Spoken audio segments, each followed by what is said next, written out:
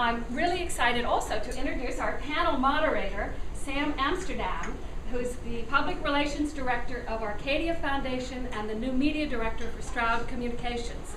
He's given seminars all over Europe and the United States.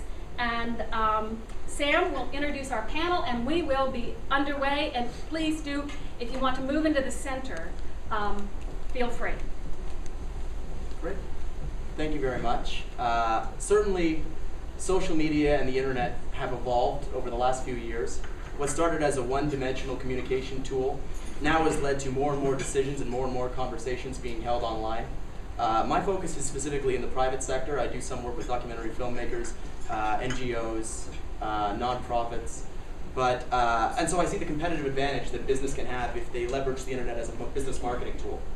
Alternatively, there's responsibility for government to clarify a lot of misinformation that, if spread properly, can become the prevailing school of thought. So the onus is on the government to combat this sort of information, and they have to utilize social media too, proactively or even retroactively. And we're seeing that. I mean, the Pentagon has an online television network called the Pentagon Channel, and they take questions from Twitter as long as they don't risk national security. And so we're seeing this dynamic shift in the way the government proactively engages its audience. Gentlemen, one thing I'm finding a trend is the incredible sense of empowerment that bloggers have nowadays. I mean, everybody in their own right can become a publisher if they disseminate their messages through the right channels to the right people. And it's becoming so attractive that people are using it during the workday. That'll sort of segue into the next question. How do you feel government and military users leverage social media as a marketing tool? Mr. Rosenblatt, I'll start with you.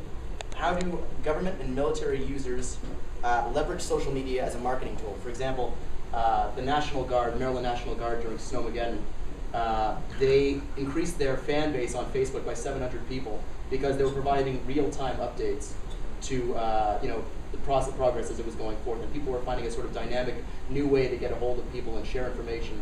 And so basically, how can the government leverage that? Because in the private sector, clearly it's a competitive advantage is manipulating keywords and leveraging where you're positioned on Google, and Google's become a verb over the last 5 years. So the question is, how do the government and military leverage it as a marketing tool for themselves?